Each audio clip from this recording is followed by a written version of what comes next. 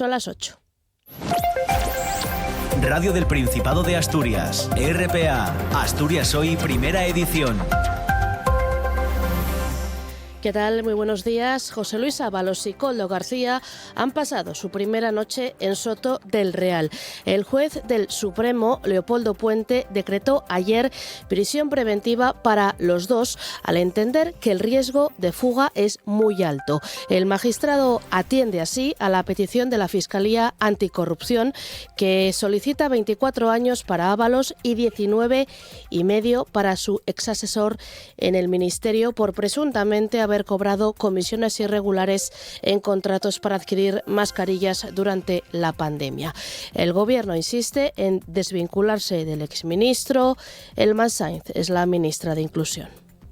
La posición del Partido Socialista en todo lo que tiene que ver con cualquier atisbo de corrupción es firme, es colaboración con la justicia, total transparencia y siendo tan conscientes del daño que hace al conjunto también de la credibilidad y del trabajo de servicio público que hacemos todos los días para la ciudadanía. Por su parte, el líder del Partido Popular, Alberto Núñez Feijóo, dice que el responsable político de toda la trama es Pedro Sánchez y pide a la ciudadanía que se manifieste el domingo. Como es evidente, esto ya no puede interpretarse como un hecho aislado. Es un ejemplo más, y van demasiados, de la degeneración que acompaña al señor Sánchez incluso desde antes de llegar al poder. Yo les convoco a hacerlo contra los corruptos y contra todos aquellos que los sostienen. Y ya han aparecido los primeros restos en la fosa de la Lloba, en Castrillón. Se han recuperado fragmentos de un cráneo y una tibia, además de unas botas. Los trabajos, liderados por el grupo Arqueos de la Universidad de Oviedo, se centrarán ahora en buscar más restos en la zona superior de la trinchera, donde se sospecha que se encuentran la mayoría de restos. En total, 14 familias presentaron solicitudes para que se trabajase en esta fosa, entre ellas las de Dolores Menéndez y Delia Corral. Para mí encontrar esto es haberlos encontrado a todos. Es la recuperación de la memoria, es saber lo que pasó aquí, un asesinato masivo que se intentó ocultar. Me voy a estar nerviosa pensarlo por la noche, jolín, porque date cuenta, después de tantos años que llegamos hasta aquí, para mí era como impensable. Es algo increíble. Y los docentes de lengua asturiana piden al Ministerio de Educación que se cree su especialidad. Insisten en que se trata de un derecho laboral con independencia de que el asturiano sea o no oficial. Piden poder presentarse a oposiciones y no quedarse siempre como interinos. Hoy hay más de 300 docentes dando clase. Dos de ellos son Claudia Menéndez y Xavier Callado. Una inestabilidad que no se explica solo con un argumento que es la falta de oficialidad. Tú puedes tener proyectos pensados a largo plazo no tres especialidades, en asturiano non, porque el año siguiente no sabes si el alumnado que te agora en segundo lo vas a encontrar el año que viene en tercero o va a estar en otro centro. Con esta portada arranca este Asturias Hoy primera edición de 28 de noviembre, de este viernes 28 de noviembre. Lo hace con esta portada y con Paula Rodríguez, Elia Rivero, labores de redacción y locución, también con Diego Fernández, que nos acompaña en la parte técnica. Vamos ya con los titulares. Asturias Hoy. Medio Rural prorroga hasta el 15 de diciembre la suspensión del mercado nacional del Apolasiero. Lo hace para frenar la expansión de la dermatitis nodular. Se mantiene además la suspensión de ferias y mercados, aunque podrán celebrarse si no incluyen ganado bovino. Los de especies avícolas, por cierto, continúan también prohibidos por la normativa contra la gripe aviar. Manuel Morales es miembro del Comité Científico de la Asociación Nacional de Especialistas de Medicina Bovina. Se ha actuado muy rápidamente, se han puesto encima de la mesa los recursos tanto vacunales como humanos para poder controlarla, y hoy por hoy, y además atendiendo a que llega el invierno y los vectores, porque estos son enfermedades normalmente transmitidas por vectores, pues vamos a tener menos insectos en las granjas. Yo creo que a día de hoy podemos decir que está controlada en la zona de Cataluña. EURA vuelve a pedir la dimisión o el cese del consejero de Medio Rural. Tras reunirse con el líder del Partido Popular en Asturias, Borja Fernández, el coordinador de URA, ha dicho que la gestión de Marcelino Marcos, del consejero, está siendo un lastre para el sector primario. Denuncia la desorganización de la consejería y dice que ha dejado sin ejecutar 8 de cada 10 euros en inversión. Esta consejería simplemente ya no da más de sí. Hay un atasco en una serie de ayudas importantes para el sector. Aquí ya tiene que tomar cartas en el asunto el propio Barbón y hablar de ceses y renovación dentro de medio rural, porque lo que estoy viendo es que el sector va a ralentí por culpa de la consejería. Y Derechos Sociales da por resueltos los problemas informáticos que han paralizado desde el verano las valoraciones a la dependencia. La consejera ha precisado que los expedientes se están resolviendo de nuevo en un plazo de 10 meses frente a los 13 en los que se llegaron a situar en verano. Marta del Arco atribuye los problemas generados a la implantación de la historia social única, un gran avance, ha dicho, para agilizar la gestión de todos los servicios sociales. Encontramos con un número importante de registros repetidos. Entonces, eso ha supuesto tener que hacer coordinaciones quincenales con la Dirección General de Informática y el propio Servicio de Dependencia. Ya hemos retomado y remontado las valoraciones estando en el plazo anterior a la implantación. Y el Ministerio de la Función Pública y los sindicatos UGT y CESIF firman una subida salarial del 11% para los empleados públicos. Subida que se hará efectiva durante el periodo 2025-28. De momento, Comisiones Obreras no ha suscrito el pacto, aunque está previsto que lo haga más adelante. El acuerdo moderniza la función pública y elimina la tasa de reposición que limitaba la sustitución de efectivos en la Administración. Isabel Araque, la secretaria general de la Federación de Servicios Públicos de UGT, y Miguel Borra, el presidente de CESIF, se felicitan por este acuerdo. Con un impulso de la calidad y modernización de la Administración, de los servicios que prestan y para con la sociedad, para que la sientan como suya y se sientan protegidos. Hemos conseguido el mejor acuerdo posible teniendo en cuenta las dificultades que atraviesa nuestro país, la inestabilidad política, el bloqueo presupuestario. El tráfico. Momento ahora para conocer el estado de la circulación en las carreteras asturianas, de la mano, como siempre, de la DGT. Buenos días, ¿qué tal? Muy buenos días, ¿qué tal? Hasta ahora van a encontrar dificultades en la autovía 66, en el entorno de Coyoto y Lugones, en sentido norte, dirección Gijón, y especial precaución ya si van a circular en Gijón, en la carretera GJ10 y en la S19, en los entornos de Tremañes y también en el entorno de Santa Bárbara, ya todo ello en dirección Candás o dirección Avilés. Gracias, DGT. Vamos ahora hasta las principales ciudades del Principado, empezando por Oviedo, de la mano de la policía local. ¿Qué tal? Buenos días. Buenos días. ¿Cómo amanecéis por allí? Pues los accesos a la ciudad por ahora sin incidencias y el tráfico de la ciudad fluido. Gracias, Oviedo. No tenemos conexión con Gijón, con lo cual vamos directamente hasta Avilés, policía local. Buenos días. Buenos días, desde Avilés. ¿Qué tal por allí hasta ahora? El tráfico es fluido y sin ninguna incidencia en toda la red viaria de la ciudad. Gracias, Avilés. Vamos con el tiempo. El tiempo. Previsión meteorológica que nos acerca este viernes. Cecilia Crespo, ¿qué tal? Buenos días. Buenos días, Elia. Hoy la cercanía del frente que nos afectará mañana se va a ir haciendo notar. Vamos a ir viendo cómo con el paso de las horas la nubosidad va a ir a más. Ahora mismo tenemos algunas nubes altas en el cielo que irán ganando densidad. No esperamos precipitaciones, aunque existe ligera probabilidad de que aparezca alguna llovizna a última hora de la tarde hacia el litoral occidental. Las temperaturas no van a experimentar cambios. Asturias al día.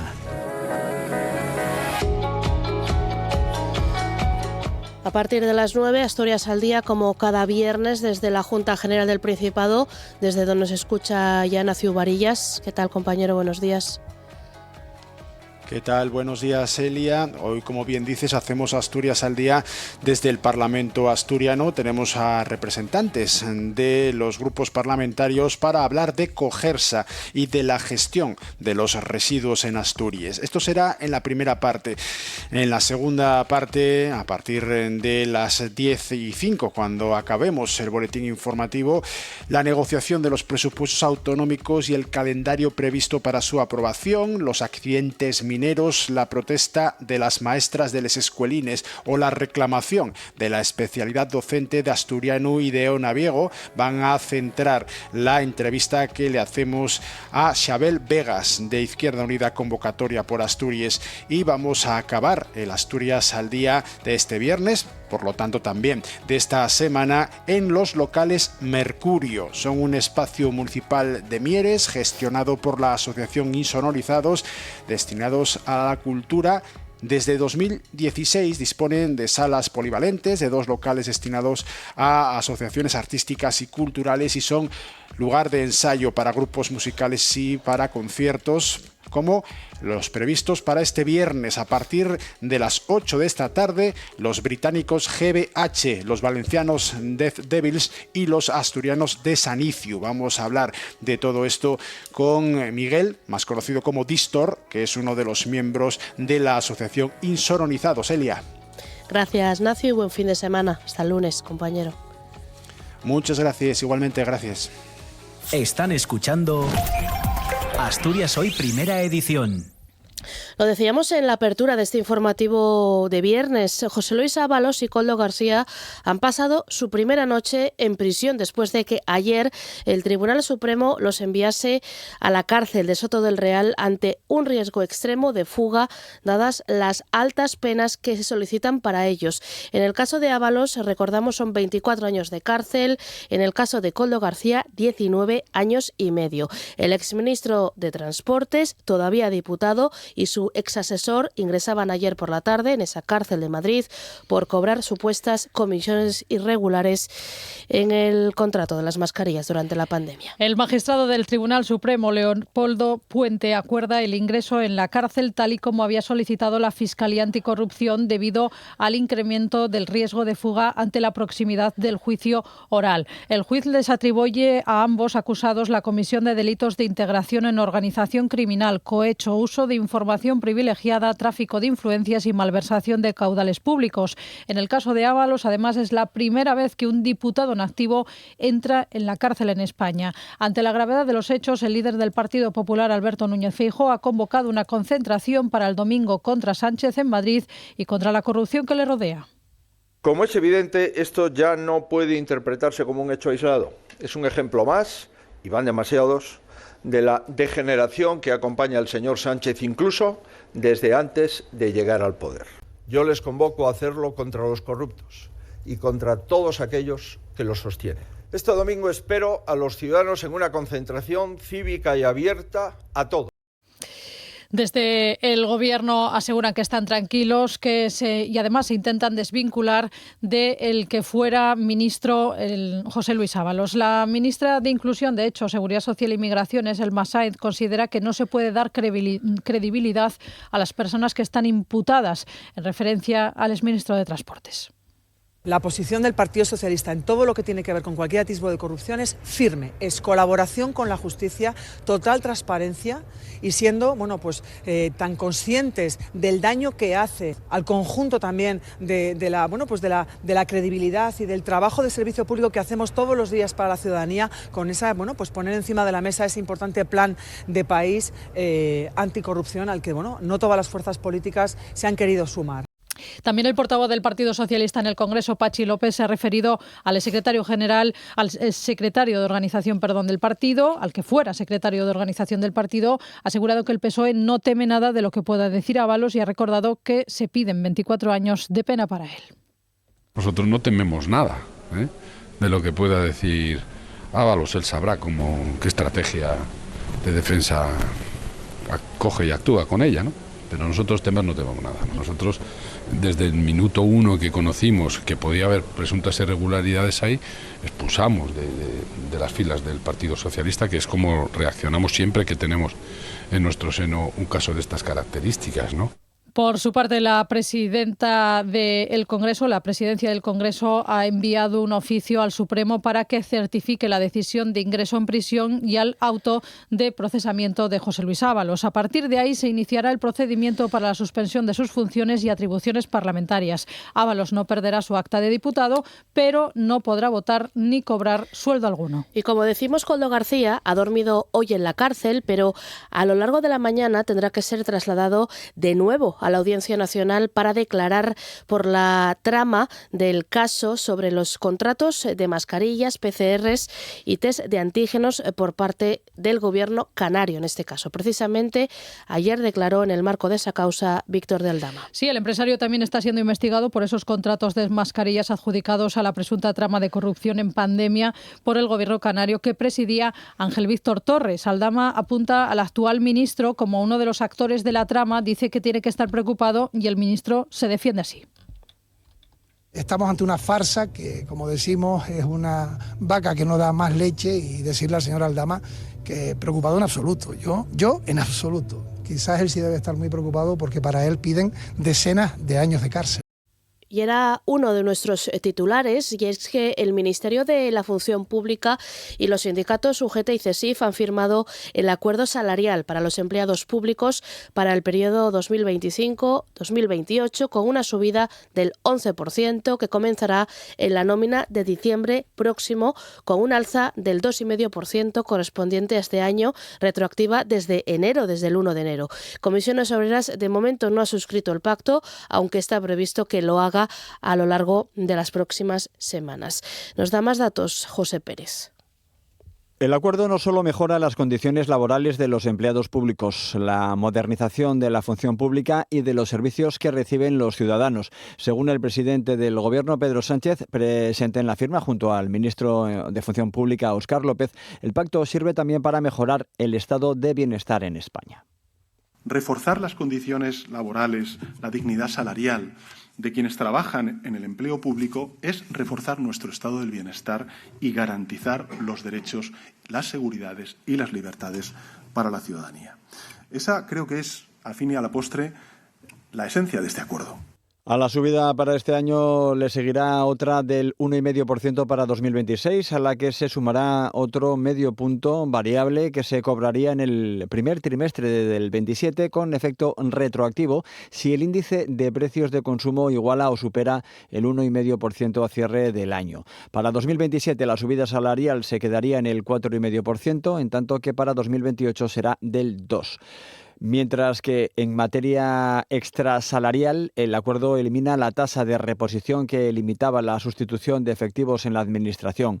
Isabel Araque, secretaria general de la Federación de Servicios Públicos de UGT.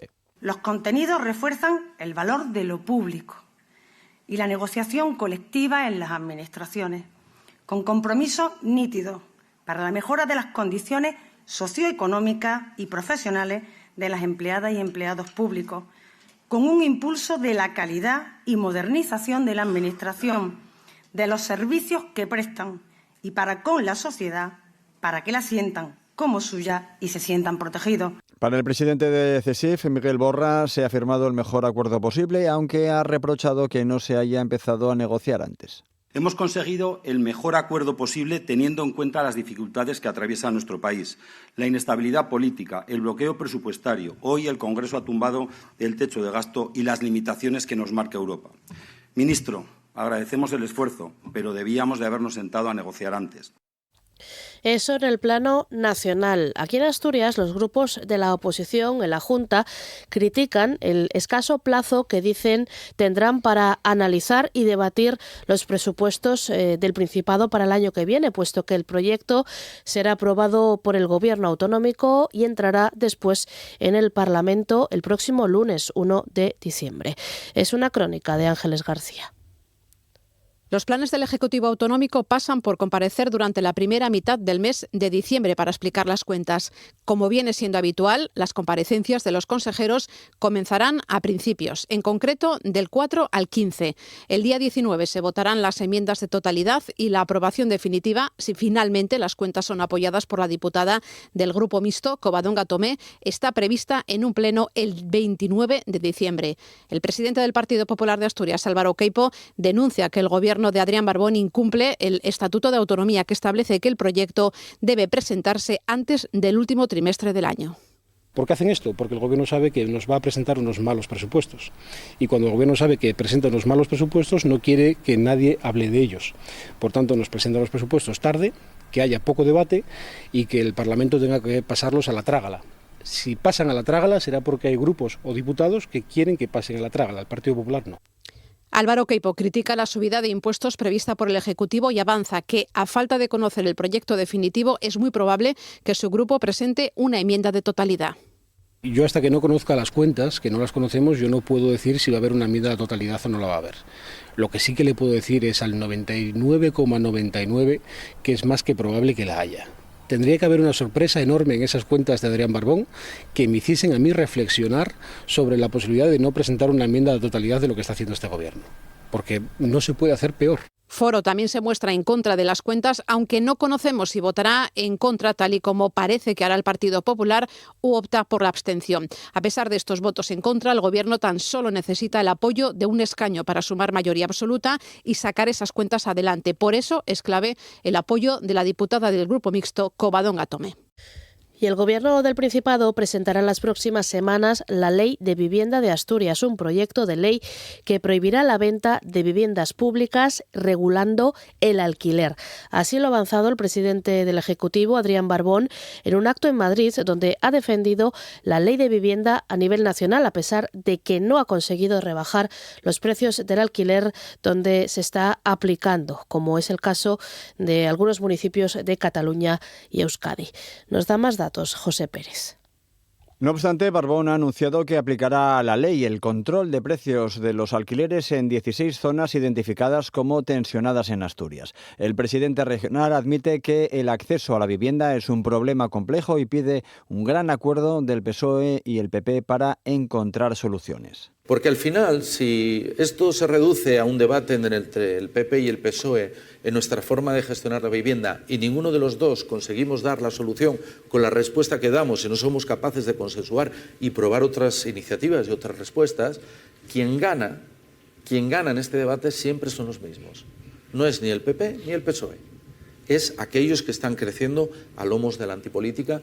Barbón ha destacado las medidas puestas en marcha hasta ahora por su gobierno, la construcción de 600 pisos destinados al alquiler, la deducción fiscal para la emancipación juvenil de 2.000 euros o el programa Alquilamoste, de cesión de viviendas vacías a Vipasa para fomentar el alquiler.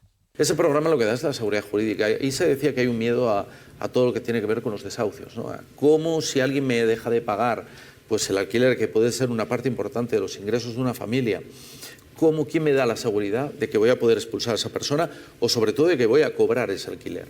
Bueno, pues eso lo hace el Principado de Asturias. Y aquí en Asturias, más de 17.500 ayudas del bono social térmico siguen pendientes de pago, según ha reconocido en la Junta la propia consejera de Derechos Sociales, Marta del Arco. El Partido Popular critica esos retrasos. Recuerda que la consejería prometió que todo estaría abonado a finales de año.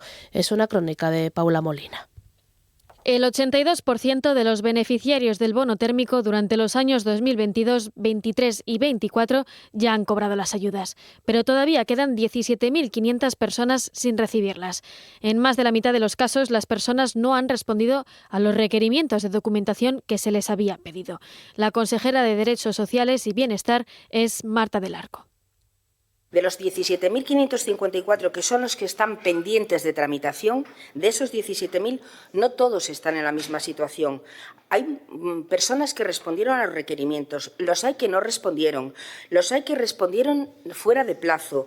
Concretamente hay 9.471 expedientes que han respondido, sin embargo hay 8.000 que no han respondido. Vamos a preparar un anuncio masivo en el BOPA requiriendo documentación porque llamamos a las personas, animamos a las personas a que presenten la documentación. Desde el Partido Popular han calificado de vergonzoso el retraso en la adjudicación de las ayudas y consideran que se está incumpliendo los plazos de manera reiterada. Escuchamos ahora a Beatriz Polledo, diputada popular en la Junta. Lo dijo aquí en esta Cámara en octubre del 2024. Todo estará abonado antes de que acabe el año. Falso. Lo repitió en marzo del 2025. Todo abonado en el primer semestre del 2025. Falso. Y ahora apareció un tercer plazo en el que usted dijo que a finales del 2025 estaría todo abonado. Bueno, pues esto es una huida hacia adelante, que es la prueba más clara del caos que reina en su consejería. Repito, 3 y 4 años. Esto, señora consejera, no es un retraso, es simplemente vergonzoso. En la Junta se habló del bono térmico, se habló también de las ayudas a la dependencia. En este caso, la titular de Derechos Sociales da por resueltos los problemas informáticos que han paralizado desde el verano las valoraciones de la dependencia. Marta del Arco dice que estos expedientes ya están saliendo adelante, que se están resolviendo de nuevo. El problema informático fue justamente el volcado de datos de los municipales, de los servicios sociales municipales, de los 78, y el volcado de datos de dependencia. Se produjo una unión de datos que en algunos casos encontramos con un número importante de registros repetidos. Entonces, eso ha supuesto tener que hacer coordinaciones quincenales con la Dirección General de Informática y el propio servicio de dependencia. Ya hemos retomado y remontado las valoraciones estando en el plazo anterior a la implantación. Y esta mañana la asociación Alambique presentará una denuncia ante la Fiscalía Superior del Principado motivada por la gestión del salario social básico por parte precisamente de esa consejería, de la de Derechos Sociales. Piden a la sociedad que se concentre a las puertas de los juzgados de Oviedo a las 11:30 mientras presenten esa demanda. Ángeles García nos da más datos. Esta asociación contra la exclusión, después de recogidas unas 50 situaciones de personas afectadas, ha decidido denunciar a la consejería argumentando que genera trabas y retrasos que impiden el acceso de los solicitantes a esta ayuda. Roberto Porras, uno de los portavoces del colectivo, alegaba aquí en RPA que la Administración causa un daño continuado a los beneficiarios, a menudo debido a reclamaciones de cobros indebidos que en realidad son resultado de errores de la propia consejería. Creemos que hay intención desde el año 2019 de reclamar estos cobros indebidos que llama la Administración. Es una cuestión de voluntad política, se podrían no reclamar porque hay una gestión negativa por parte de la Administración y podrían no reclamar esos importes. Pero desde el año 2019 lo está haciendo a sabiendas de que las personas las condena a ese laberinto de la exclusión social que se supone que el salario social ayuda a salir de él, ¿no? Alambique considera que la Administración se ceba con los más vulnerables, por eso piden que se detenga la persecución de estas personas empobrecidas perceptoras del salario social y llaman a esta concentración a las 11:30 de la mañana delante de la sede de Fiscalía en Oviedo. RPA, Asturias Hoy, primera edición. Y se lo avanzábamos en portada. Medio Rural, la consejería ha decidido prorrogar hasta el 15 de diciembre la suspensión del mercado nacional de la pola siero para frenar la expansión de la dermatosis nodular. Se mantiene además la suspensión de ferias y mercados, aunque podrán celebrarse si no incluyen ganado bovino. Los de especies avícolas continúan prohibidos por la normativa contra la gripe aviar. Lidia Álvarez ha recogido las palabras de Manuel Morales, que es miembro del Comité Científico de la Asociación Nacional de Especialistas en Medicina Bovina. La suspensión del mercado de ganado nacional de pola de siero, que estaba vigente hasta el 1 de diciembre, se amplía ahora hasta el día 15. La medida entrará en vigor el lunes tras su publicación en el BOPA. A partir de ese día, el espacio también estará abierto como punto de carga y venta de ganado bovino mayor que lleve en la región desde antes del 22 de octubre y no solo de terneros, como hasta ahora.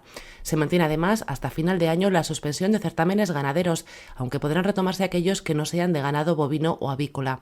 Son medidas encaminadas a evitar la entrada y propagación de la dermatosis nodular contagiosa.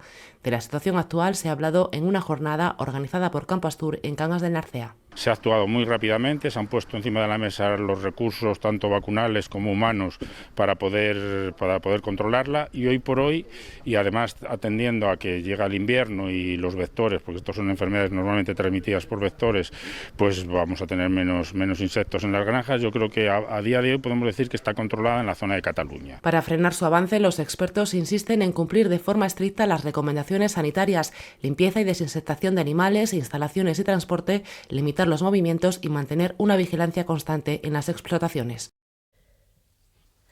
Y bueno, seguimos hablando del mundo rural, del sector primario, porque precisamente URA ha vuelto a pedir la dimisión o el cese del consejero de Medio Rural, de Marcelino Marcos. Consideran que su gestión está siendo un lastre para el sector. Denuncian la desorganización de su consejería. Dice Borja Fernández, el coordinador de URA, que no se están ejecutando las ayudas. Esta consejería simplemente ya no da más de sí.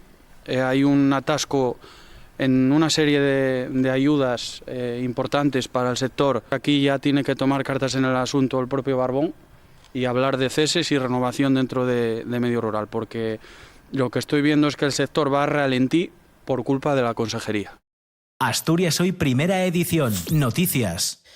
Bueno, y Alejandro Monjardín deja hoy la presidencia de CESINTRA tras más de una década al frente de la Asociación de Transportistas. Pasa el relevo a Manuel Ángel García, elegido en la Asamblea de octubre. El acto es esta tarde en el Hotel Silvota, pero antes queremos hablar con quien toma las riendas de CESINTRA a partir de este momento, y por eso les hemos invitado hoy al matinal, aquí a RPA. ¿Qué tal? Buenos días, Manuel Ángel. Buenos días, muchas gracias por la invitación.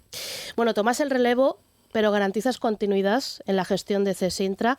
Podemos empezar haciendo, si te parece, un breve balance de estos más de 10 años de Alejandro al frente de vuestra asociación. Sí, yo creo que Alejandro ha hecho una labor muy buena en todos los sentidos, en cuanto a la gestión de la propia asociación y en cuanto a la visibilidad que le dio a la CESINTRA.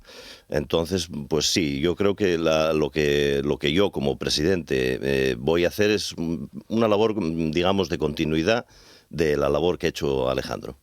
Hace un par de días el Ministerio de Transportes descartaba revisar de oficio la nulidad del peaje. Es uno de los caballos de batalla de los transportistas, algo que lastra vuestra competitividad. Dice el Ministerio que va a esperar a que el Tribunal Europeo se pronuncie, lo que va a dilatar todavía más la resolución del conflicto. ¿Cuánto supone para un transportista medio este peaje a día de hoy, Manuel Ángel? Bueno, para hacernos una idea. El peaje nosotros a día de hoy lo tenemos bonificado, creo que es un 60 o un 70%, pero digamos, viéndolo desde una perspectiva más amplia, la eliminación es totalmente necesaria. O sea, supone mucho dinero que pagamos nosotros y que por extensión paga toda la sociedad asturiana y toda la industria asturiana. Es un lastre, en definitiva, a la propia industria de Asturias y a la propia sociedad de Asturias. Cuantificarte ahora mismo cuánto supone, pues no lo tengo así muy calculado. Pero sí que es verdad que es una de las partes que más lastran la competitividad de un transportista. Sí, desde luego. Los gastos de explotación son muchos y muy amplios.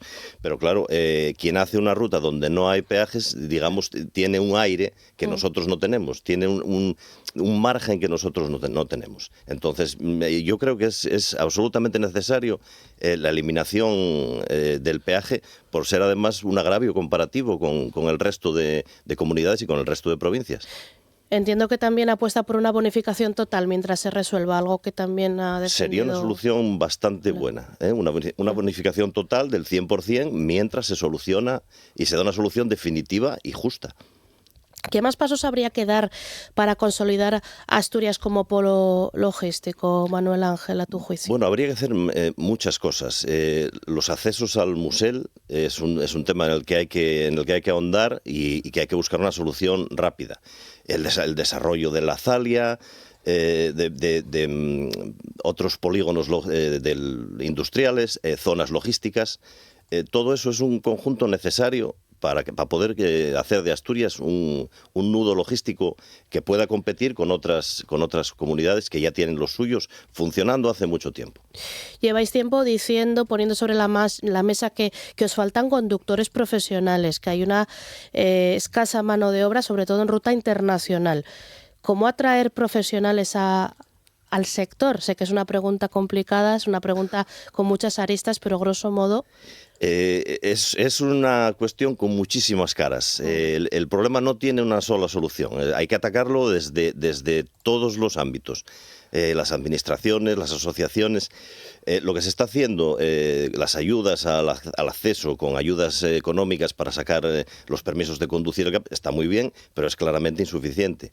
Y el traer conductores de terceros países, pues también es una ayuda, pero es evidente, se está viendo que no es la solución. La solución pasa, en mi opinión, aparte de por esto que acabamos de decir, por una mejora sustancial económica del salario de los conductores, de sus condiciones sociales, de sus condiciones laborales, ya que es una profesión muy dura. Es una profesión, puedo hablar de primera mano, yo llevo 33 años subido en un camión, entonces es una profesión muy dura y es muy poco atractiva para los jóvenes. Claro. Sobre todo en ruta internacional, pero también os falta en ruta nacional, porque en ruta internacional estamos hablando de a lo mejor un conductor que se tiene que tirar fuera de casa 2 semanas, 3 semanas. Sí, claramente. Cuanto mayor dureza o peores condiciones laborales, más difícil es cubrir el puesto. Eso es algo es evidente. A día de hoy, ¿cuántos asociados tiene CESINTRA? Creo que somos entre casi 600. Trabajáis de la mano de la Federación Nacional, entiendo Sí. que vais a seguir sumando fuerzas para objetivos comunes. Aquí Sí. en los asturianos tenéis unas necesidades concretas, pero realmente el sector acusa las mismas necesidades en todo el territorio. Sí, nosotros estamos integrados a nivel nacional en FENADISMER y es muy importante estar en una asociación a nivel nacional. Por tema de representación, por información, por formación, es imprescindible. Entonces, seguiremos integrados en FENADISMER. Volviendo un poco al relevo generacional, realmente, ¿cuál es la media de jubilación de un transportista? Porque claro, si no hay relevo joven, realmente vosotros ¿a qué edad os jubiláis? Porque yo entiendo que cuando un transportista llega a una edad X, no voy a poner tampoco un tope, entiendo que todo empieza a mermarse, los reflejos, el cansancio, y realmente estamos hablando de una responsabilidad en carretera enorme. Sí, la jubilación nosotros a día de hoy es la misma que un trabajador en cualquier otro sector, son 67 años. Entonces, las facultades con el tráfico de hoy, los vehículos de hoy, el aumento de pesos máximos que se aprobó hace unos días, entonces es mucha responsabilidad y una persona con 67 años pues quizás tiene sus ciertas limitaciones trabajando en un sector tan duro como es este. Entonces, el no adelantar la jubilación, el mantener esa jubilación en 67 años va en detrimento de la seguridad vial. Claro. Entonces es muy necesario también que se siga trabajando en ese adelanto, en esos coeficientes reductores para adelantar la jubilación a los 60 años. Sería algo muy positivo para la seguridad vial y sería un aliciente más para atraer gente a la profesión. Para atraer gente joven que diga, bueno, pues el trabajo es duro, efectivamente, pero bueno, si mis condiciones económicas, mis condiciones laborales mejoran y tengo el aliciente de una jubilación anticipada utilizando esos coeficientes reductores, pues sería muy positivo también para atraer gente a la profesión. Y la reforma de la fiscalidad ha sido otro de los caballos de batalla de Alejandro, ese sistema de módulos. Realmente, ¿cuál es exactamente la posición de CESINTRA en este asunto? Pues la posición de CESINTRA es, los módulos, el gobierno ya ha dicho que se van a acabar, pero llevamos en esta tesitura desde hace 10 años, con la incertidumbre, todos los años tenemos la misma incertidumbre, si se van a prorrogar, si no, y con qué límites.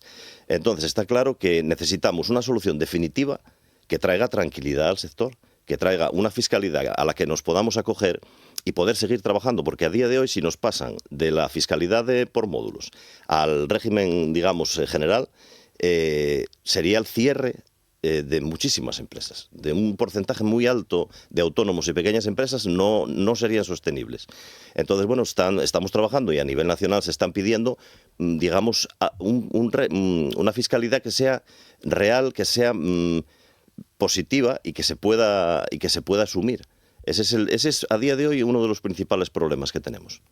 Bueno, pues Manuel Ángel García Menéndez, nuevo presidente de CESINTRA, gracias y bueno, te deseamos desde aquí toda la suerte en tu nueva andadura. Y bueno, esperamos estar en contacto contigo, que Alejandro Monjardín, a quien saludamos desde aquí, siempre estuvo dispuesto para los medios, una persona muy accesible y bueno, esperamos seguir teniendo buena relación contigo. Os agradezco mucho la invitación y es un placer estar en la radio pública del Principado de Asturias. Gracias y bienvenido. Muchas gracias. Buen día, Manuel Ángel. Para estar al día, Asturias al Día. Un programa de noticias, análisis y debate que se emite de lunes a viernes a las 9 de la mañana en RPA. Asturias al Día en RPA, la radio autonómica. ¿Queréis ser parte de nuestro programa? Cada mañana de 11 a 2 hacemos juntos La Radio es Mía, que es vuestra. Os proponemos un tema de actualidad. Nosotros ponemos los datos y los expertos. Y el análisis va de vuestra parte. Oyentes, opinantes y este equipo juntos, haciendo radio aquí en RPA.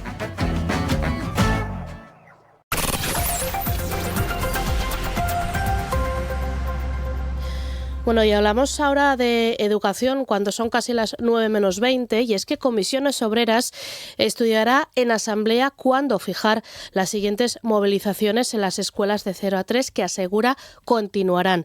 Centenares de personas, de maestras, de educadoras se manifestaron ayer en Oviedo en una nueva jornada de huelga convocada en solitario por comisiones. Instan al resto de organizaciones sindicales a que se sumen a las protestas porque el seguimiento movimiento, dicen, está siendo masivo.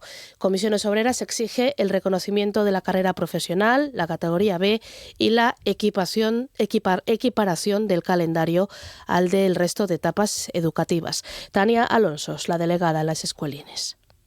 ¿Qué sentir se está escuchando? ¿El de las educadoras? ¿El de las trabajadoras no? Porque ya están todas aquí hoy haciendo huelga y manifestándose. Entonces, por favor, hago un llamamiento al resto de sindicatos que han dejado solo a comisiones y a las trabajadoras a que se lo piensen y piensen que a lo mejor tienen que volver a estar aquí. No sé si el chicle se puede estirar más o no, pero lo que sé es que si no se intenta no se consigue y hay que lucharlo hasta el final.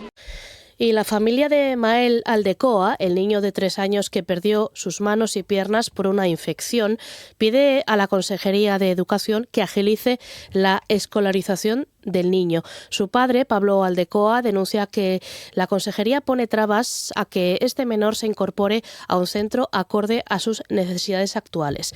Precisa de un auxiliar especializado y transporte adaptado, entre otras ayudas. La Consejería ha asignado al menor a un centro gijonés que no es de su zona, dice su familia, pero esto les lleva a renunciar a algunas prestaciones. La Consejería asegura que se pone a disposición de sus padres para ir salvando los obstáculos que puedan ir surgiendo.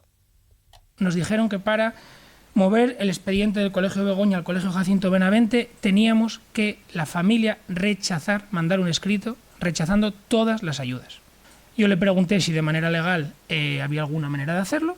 Me dijo que eran las únicas 3 opciones que me podía dar y yo la última pregunta que le hice antes de colgar el teléfono fue: de 3 opciones que me estás dando, creo que tú misma estás viendo que 2 no son viables. Al tener tramas burocráticas, empezamos a tener piedras en el camino que, más que facilitar, lo que hacen es complicar este proceso de normalización que empezó mal. Son palabras de Pablo Aldecoa, el padre de Mael, denunciando la situación que atraviesa su hijo.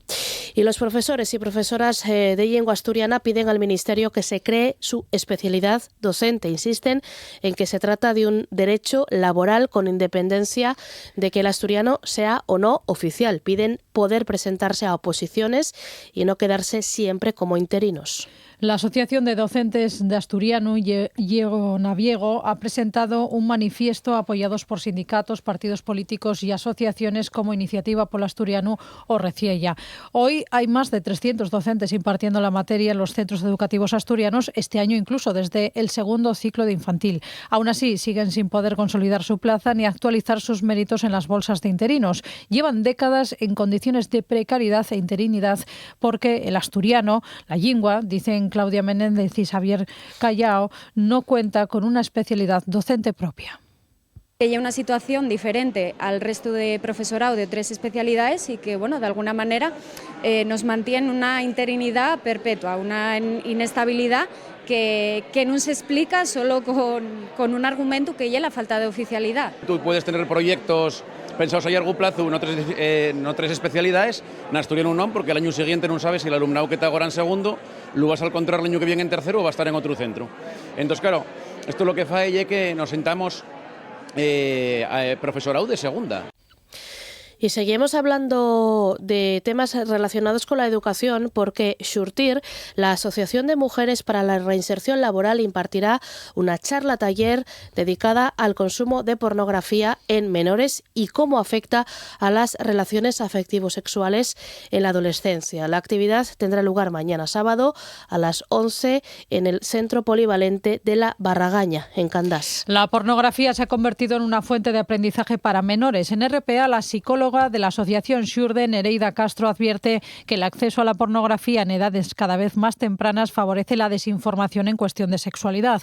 Cada vez es más evidente, dice, que existe un aumento de los delitos sexuales y el consumo de pornografía. Todavía los sistemas de empatía no están del todo desarrollados, están en un momento de socialización en el que se están construyendo como personas y como adolescentes y bueno, todas estas referencias que ven en el porno de violencia hacia las mujeres, pues lo que van a hacer es que en su ideario van a introducir este contenido, estas ideas que se ven representadas en la pornografía. Entonces van a acabar cometiendo este tipo de actos y de comportamientos que luego van a ser delitos con sus propias parejas o en sus relaciones sexuales. El consumo de pornografía en menores ha aumentado el número de delitos sexuales. En España, la edad media de inicio en el consumo de pornografía en menores son los 11-12 años. Se estima que 7 de cada 10 menores consumen habitualmente. Esta psicóloga alerta de que ese consumo precoz de estos contenidos fomenta conductas violentas y machistas. Para esta charla precisamente hemos estado haciendo un poco una búsqueda en alguna página pornográfica y las mayores búsquedas que se realizan son sobre violaciones, sobre mujeres que se desmayan, un contenido violento que además según vas consumiendo vas necesitando más violencia porque vas normalizado ya unos niveles de violencia y vas a necesitar consumir más cantidad y de manera más agresiva. Nereida Castro recuerda que es importante trasladar una buena educación sexual a los más jóvenes con el fin de crear una sociedad más igualitaria. Entonces es importante, tanto desde las familias como desde toda la sociedad, sensibilizar, dar información para evitar que acudan a estas fuentes en busca de información. Porque al final lo que representa la pornografía es esa desigualdad más extrema entre hombres y mujeres.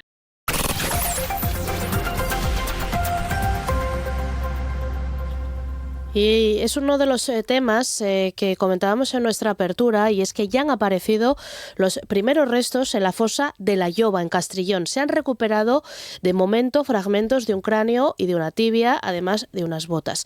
Los trabajos se centrarán ahora en buscar más restos en la zona superior de esa trinchera, donde se sospecha, según los sondeos, que se encuentran la mayoría de restos. Durante la exhumación ha aparecido además un nido de ametralladoras antiaéreas y la línea de trincheras. Abelino Gutiérrez es el director de la excavación, Ovidio Zapico, consejero de Ordenación del Territorio y Derechos Ciudadanos. Hemos encontrado los primeros restos óseos de al menos una persona represaliada y enterrada, mal enterrada en esta trinchera. De momento han aparecido fragmentos dispersos, hay unos pies con unas botas, con los clavos. En total, 14 familias presentaron solicitudes para que se trabajase en esta fosa, familiares de víctimas que antes de acabar en La Lloba habían estado detenidas en la Quinta del Pedregal, en Avilés. Dolores Menéndez y Delia Corral son ambas nietas de represaliados. Para mí encontrar esto es haberlos encontrado a todos. Es la recuperación de la memoria, el saber lo que pasó aquí, un asesinato masivo que se intentó ocultar. Me voy a estar nerviosa pensarlo por la noche, joder, date cuenta, son tantos años que llegamos hasta aquí, para mí era como impensable, es una cosa increíble. Y el juez Juan Carlos Peinado avanzará esta mañana en la causa en la que investiga a Begoña Gómez, a la mujer del presidente del Gobierno, tomando declaración como testigos a 6 cargos de la Universidad Complutense, entre ellos la gerente y la directora de la Escuela de Gobierno y 2 integrantes de la Oficina de Transferencia de Resultados de Investigación. Peinado citó a estos testigos, solicitados todos por la defensa de Begoña Gómez, en un auto del pasado 4 de noviembre en el que decidió continuar la causa por 5 presuntos delitos contra Begoña Gómez y contra otras 3 personas investigadas. Además, imputó a la actual secretaria general de Presidencia del Gobierno, Judith González, a la que luego sacó de la causa. En esa resolución, el magistrado ordenó numerosas diligencias, entre ellas varias testificales, algunas de las cuales ya se practicaron el pasado 16 de noviembre. Y el Congreso, el Pleno en la Cámara Baja, tumbó ayer la senda de déficit presentada por el Gobierno central, algo que evidencia, según la oposición, todavía más la debilidad parlamentaria del Ejecutivo. El Congreso rechazó los objetivos de estabilidad diseñados por el Ministerio de Hacienda para los años 26, 27 y 28, con los 178 votos en contra del Partido Popular, de Vox, de Junts y de Unión del Pueblo Navarro. Un golpe que el Gobierno ya preveía, el Gobierno ya contaba con perder esta votación. Podemos, por su parte, y una diputada de Compromís se han abstenido, y a pesar de esta derrota, el Ejecutivo de Pedro Sánchez insiste en presentar las cuentas para el próximo año. La ministra María Jesús Montero ha criticado que por mero tacticismo de los grupos se vaya a privar a las comunidades autónomas de 5.500 millones de euros.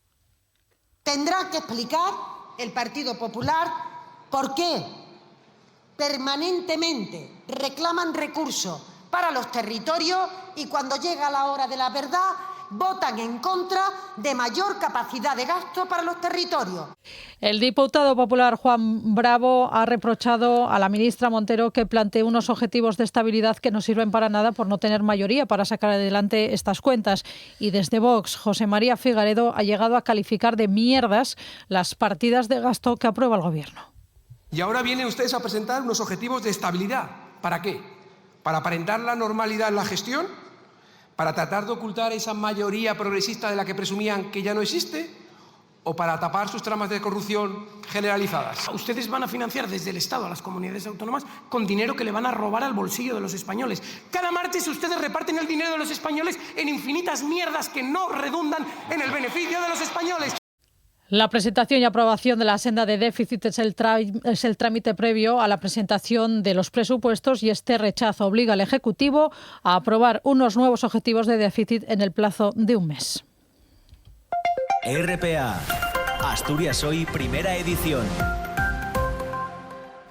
Y atención porque sigue haciendo falta sangre. En Oviedo, el Teatro Campo Amor alberga hasta mañana, sábado, un nuevo maratón de donación organizado por el Centro Comunitario de Sangre y Tejidos de Asturias. Se podrá donar en el hall del teatro entre las 9 de la mañana y las 9 de la noche. Asturias necesita 200 donaciones de sangre diarias a lo largo de las próximas semanas. Las urgencias llegadas a los hospitales en los últimos días han llevado a una situación crítica debido al consumo brusco de varios grupos de sangre. El objetivo es recuperar un nivel de existencias que permita afrontar el puente de diciembre y la Navidad con cierta tranquilidad. Recuerdan que pueden donar cualquier persona mayor de 18 años que esté sana, que pese más de 50 kilos y que no tenga afecciones que le impida ser donante. Ernesto Marcos es el presidente de la Hermandad de Donantes de Sangre del Principado. Estamos en una situación muy mala, crítica. Tenemos necesidades de todos los grupos, que la gente se anime porque en verdad escasean todos los grupos y más en esta época del año en que por circunstancias de problemas respiratorios, gripes y demás, pues la gente no puede donar y las reservas bajan y estamos en mínimos. Y vamos ahora con un apunte cultural porque el director y guionista madrileño David Serrano estrena hoy en el Teatro Palacio Valdés de Avilés la versión dramática de Christopher Hampton de la novela Las amistades peligrosas. Se trata de una versión de la novela de 1782 que aborda intrigas que tienen vigencia a día de hoy. El director David Serrano explica que esta adaptación teatral aborda temas de sorprendente vigencia como el abuso de poder, el consentimiento y la influencia del dinero en diversos ámbitos de la sociedad contemporánea. La versión de Christopher Hampton es maravillosa, es la que luego él mismo adaptó al cine, a la película con Michelle Pfeiffer, Glenn Close y John Malkovich, que ganó el Oscar al mejor guion adaptado. Y es que es un texto increíble, o sea, todavía cuando lo estamos haciendo es como que van diciendo el texto y paramos a veces a decir, pero qué maravilla de frases, qué maravilla de réplicas, cómo están resumidas esas 150 y tantas cartas creo que son en la novela. Entre los actores, Roberto Enríquez y Pilar Castro subrayan la universalidad y actualidad del argumento, señalando cómo las tramas de personajes privilegiados que juegan con la reputación y la vida de otros todavía resultan relevantes. Que estos seres, como somos la marquesa y el vizconde, que se encargan de hacer este juego tan perverso, son seres absolutamente maravillosos en el sentido de que son inteligentes, divertidos, admirables en muchas de las cosas que dicen, solo que lo que hacen pues es un poco moralmente quizás sea reprobable, ¿no? Siempre nos quejamos las actrices de que no hay personajes para nosotras, de que cuando tenemos cierta edad no lo hay y tal, pues que aprendan de los clásicos porque ahí está la gran complejidad.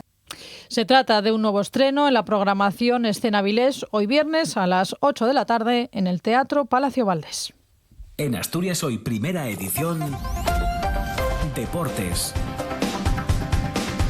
Actualidad deportiva con Fernando García de Dios. ¿Qué tal? Buenos días.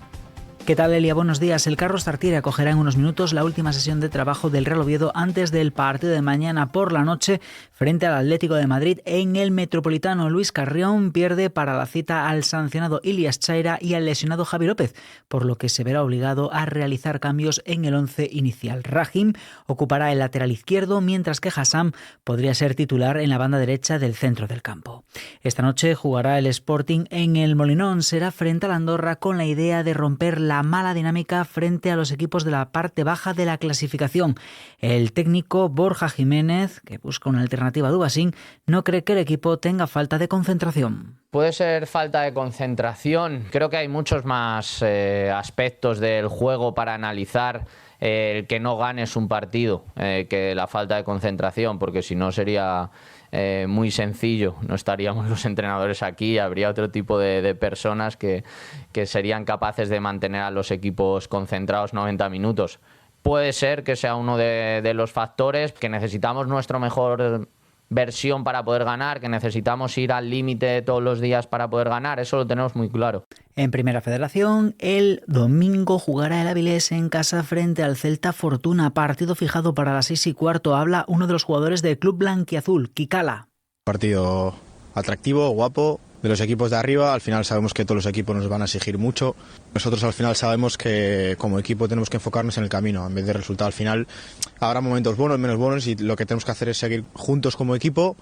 Vamos a intentar ganar el partido desde el minuto 1 con la gente. En Segunda Federación se adelantan para mañana 2 partidos con representación asturiana. Desde las 4, el Lealtad recibe a la Unión Deportiva Ourense y a las 6, el Unión Popular de Langreo visita al Numancia. En la Segunda Federación Femenina de Fútbol Sala tenemos duelo de altura. El líder, el Gaitero Rodiles, visita mañana desde las 6 al Estrela de Cortegada, que es tercero y con un punto menos. Este fin de semana comienza la participación del Telecable en la Copa de Europa Femenina de Hockey sobre Patines. El equipo de Natasha Lee juega en la pista del Sardañola mañana sábado desde las 5 de la tarde. También sabemos dónde tenemos que hacer daño, ¿no? Nosotros vamos a plantear, como siempre, un juego atractivo y hay que vigilar pues las individualidades de Gemma, de Irene, ¿no? de Dana, que sabemos que tienen gol, ¿no? Para nosotras ganar en la Copa Europa en Sardañola es muy, muy, muy importante. Yo creo que de los partidos más importantes. En balonmano, mañana a las 8:15, el Lobas Global Ataco Oviedo defiende el primer puesto de la División de Honor Femenina. Las carballonas visitan al Cleva León. Desde las 4, el Pasec Belenos afronta la segunda jornada de la Copa del Rey de Rugby. Visita al Ingenieros Industriales Las Rozas. Y este fin de semana se disputa en la localidad francesa de Flamanville la segunda prueba de la Copa del Mundo de Ciclocross. Lucía González será la gran ausente. Destaca la presencia de los corredores asturianos Mario Junquera, Benjamín Oval y al que vamos a escuchar, Martín Fernández. Creo que va a ser un circuito que va a tener mucho barro y bueno, eso aquí creo que los asturianos lo llevamos bien.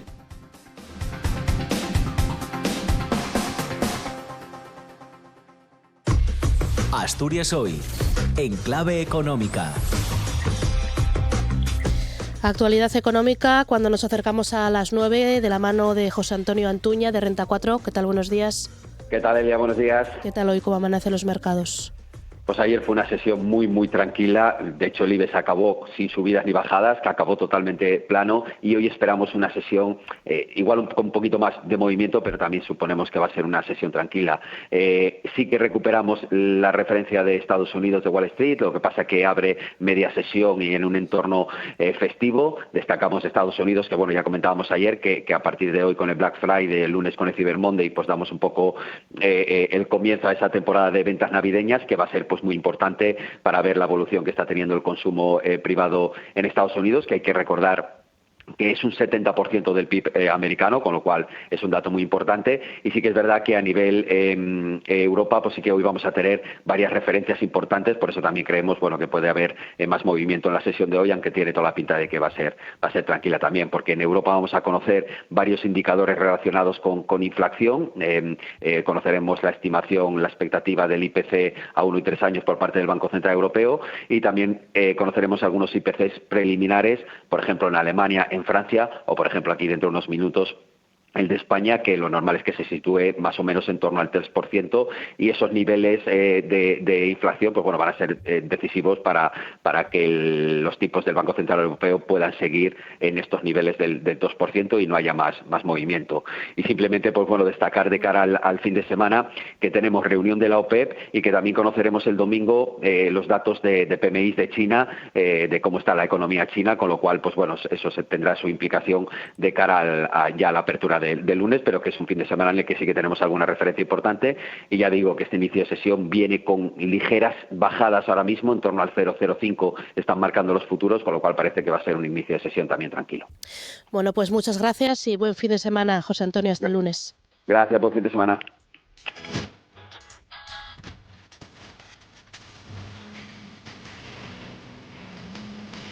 Y hasta aquí la primera edición de Asturias Hoy, hasta aquí la primera edición del informativo matinal de la Radio Autonómica del Principado.